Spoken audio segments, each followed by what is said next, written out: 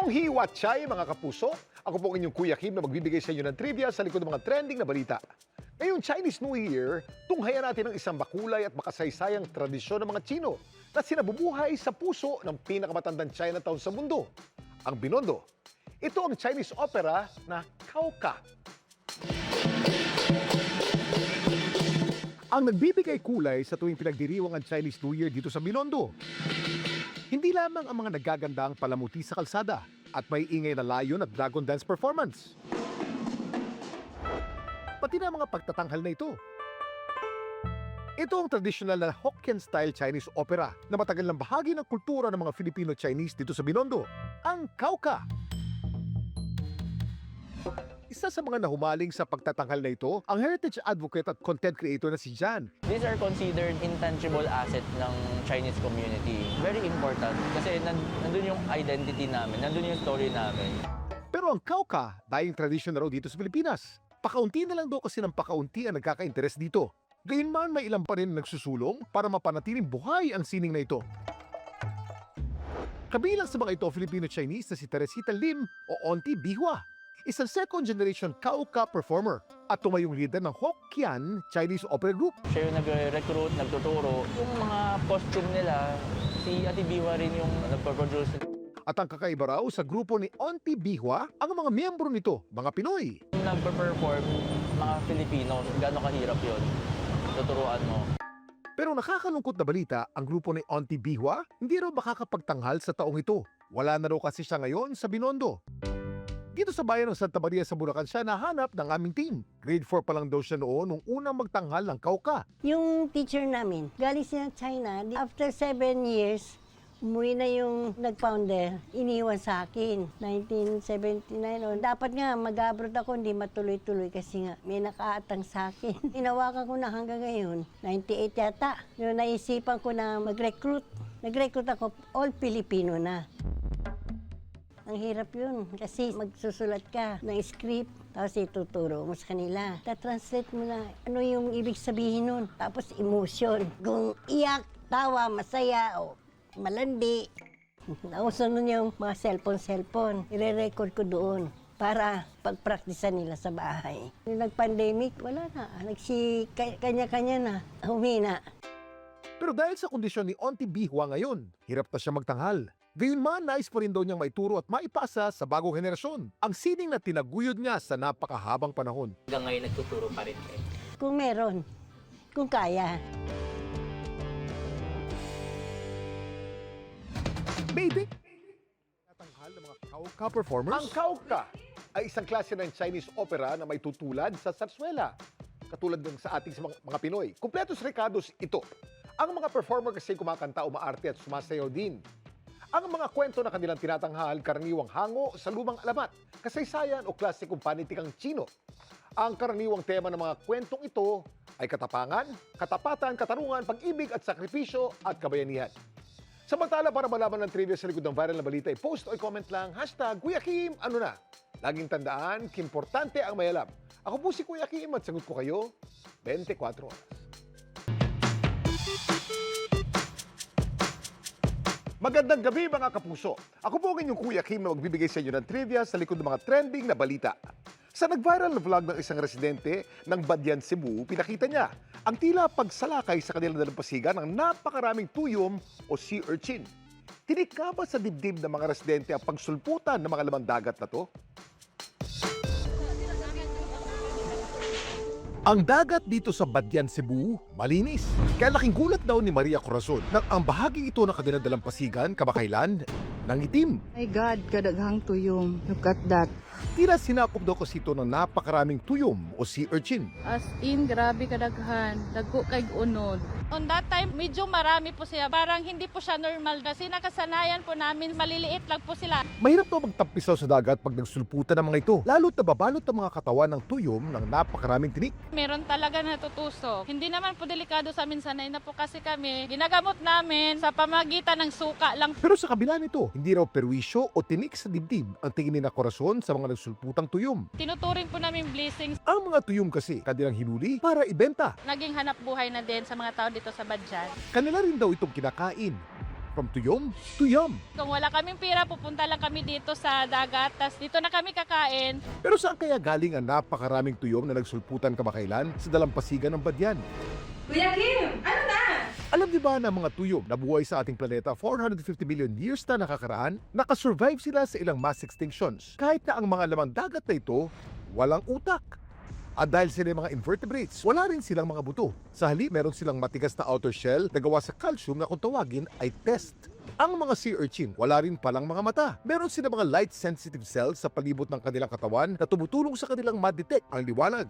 Wala man silang utak at mga mata, napakarami naman ang kanilang tinik. Ginagamit nila para sila makagalaw at para proteksyon din laban sa mga predator. Kaya mag-ingat sa mga ito. Ang mga tinik kasi ng ibang klaseng tuyom may laso na maaring magdulot ng matinding sakit kapag ito'y nahawakan o natapakan. My God, kadaghang tuyom. Look at that. Bakit naman kaya nagsulputan ang napakaraming tuyom sa dalampasigan ni na Maria Corazon kamakailan? Natural naman silang nakatira sa ating coral reef, sa buhangin or sa seagrass. Pwede itong indicator ng ecosystem imbalance kasi maaaring kakaunti na yung mga predators sila. Wala namang batas na nagpipigil na kumain ng tuyom kung maaari ay for local consumption. Hindi naman siya nakakalasa, no? Kung ito naman daw ang tuyom na mahuhuli mo, naka-jackpot ka raw. Ito lang naman kasi ang pinakamalaki sa buong mundo. Anong klaseng tuyom ito? Ito ang Mesocentrotus franciscanus o giant red sea urchin. Ang may hawak ng Guinness World Record para sa pinakamalaking tuyom sa buong mundo. Native ang mga to sa Northeast Pacific Ocean. Ang test o outer skeleton nito ay may diameter na maaaring umabot ng 18 centimeters or 7 inches. Ang maximum spine length naman ito, umabot ng 8 centimeters o 3.1 inches. Ang mga giant red sea urchin, isa rin daw sa longest-lived animals o hayop na may pinakamahabang buhay. Maaari silang umabot ng 100 years old o higit pa. Samantala, para malaman ang trivia sa likod ng viral na balita, post o comment lang, #Kuya Kim, ano na? Laging tandaan, kimportante ang may alam. Ako po si Kuya Kim at sagot ko kayo 24 oras.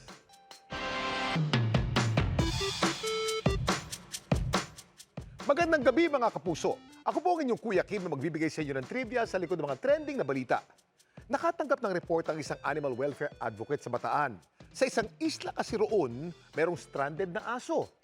Kumusta kaya ang naging paglayag nila para sagipin si Bantay? Sa vlog na ito ng founder ng Bataan Animal Welfare na si Christian, binahagi niyang matapang niyang paglayag tungo sa isang isla sa Mariveles, Bataan, ang Lamonha Island. Wala raw ni isa na nakatira dito, pero nakatanggap si Christian ng ulat na sa lugar na walang katao-tao, may na-stranded daw na aso. May aso po si tatay nakita. Payat na daw po. Hindi po malaman kung paano napunta yung aso sa gitna ng dagat. Si Christian agad nang kinasa ang pag-rescue sa aso. Nakipag-coordinate kami sa Philippine Coast Guard, sa barangay, tapos pati na rin sa PNP Maritime Group. At matapos ang halos kalahating oras ng paglalayag, Confirm nga namin na may aso talaga doon sa isla. Sobrang payat niya. Trinay namin siyang paamuhin.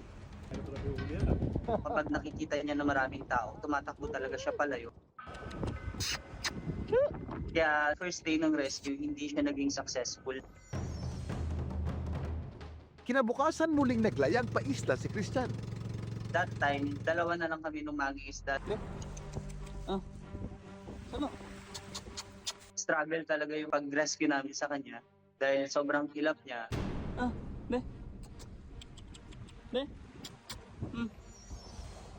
Hanggang sa nakaisip sila ng diskarte. Habang inaabala ko siya sa pagkain na binibigay ko, tinagisan niya ng lubid sa leeg. Tapos doon na namin na-restrain yung aso. Lumilitaw na yung niya, yung mga buto niya sa ribs. Indication na siguro at least 1 to 2 weeks na siyang nandun sa isla. Dinala namin agad sa vet. Sinabi ng mga vet na super dehydrated yung aso. Binigyan siya ng antibiotics. Naka-IV fluid therapy din siya para malabanan yung severe dehydration. At matapos ang mahigit 1 linggong pananatili sa klinik, ang asong inabandona sa isla.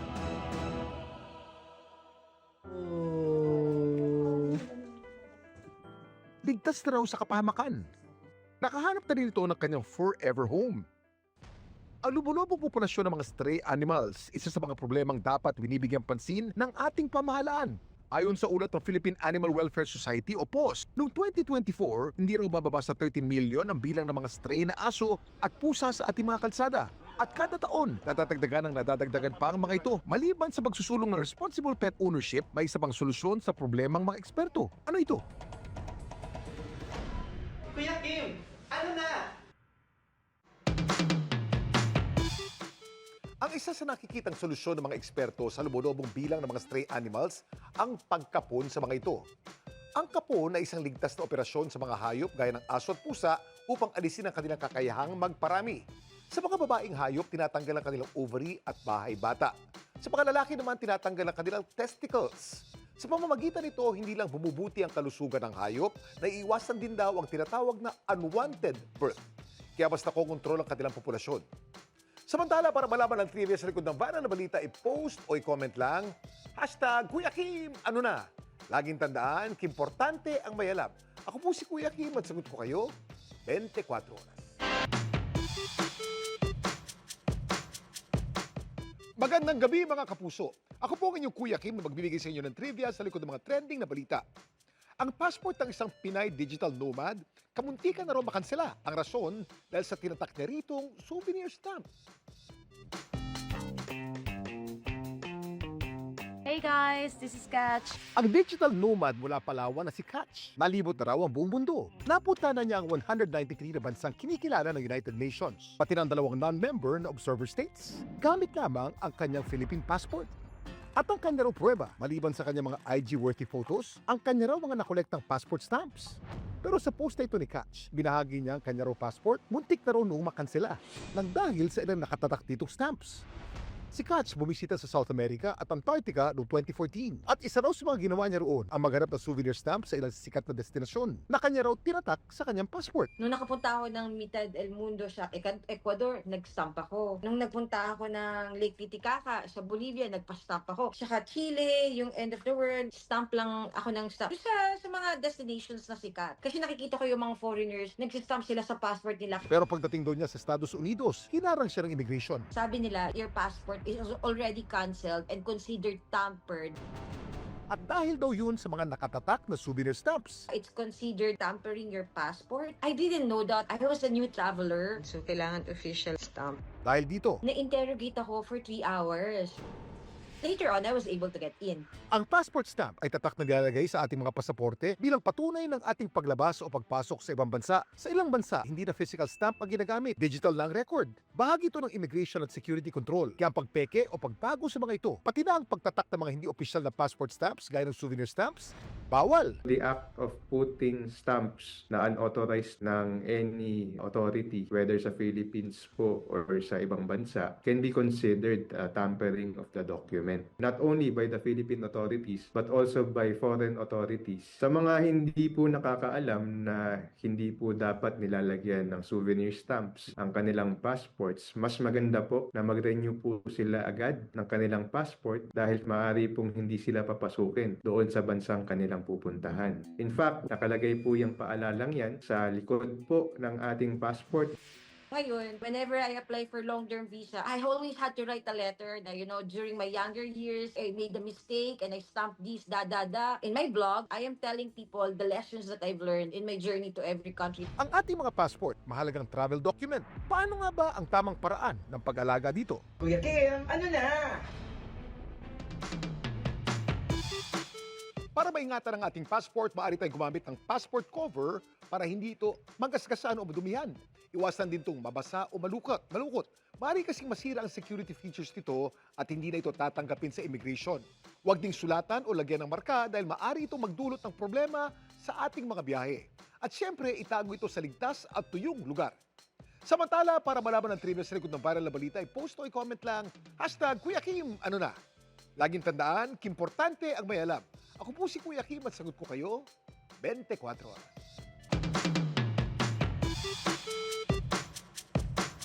Marami ang nahabag sa viral video ng isang unggoy sa Japan na tila tinataboy at binubuli ng mga kasamang unggoy sa isang zoo.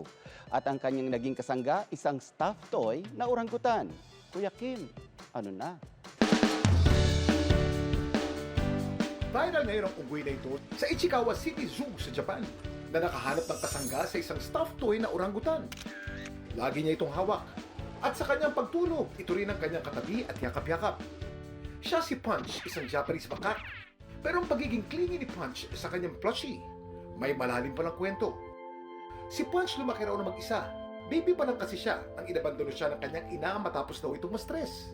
Kalaunan, siya'y na-rescue ng mga zookeeper ng Ichikawa City Zoo.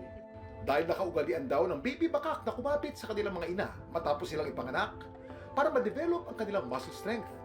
Naghanap ang mga keeper na pwedeng makakapitan ni Punch at ang kanila nga naisip ibigay ang orangutan plushie.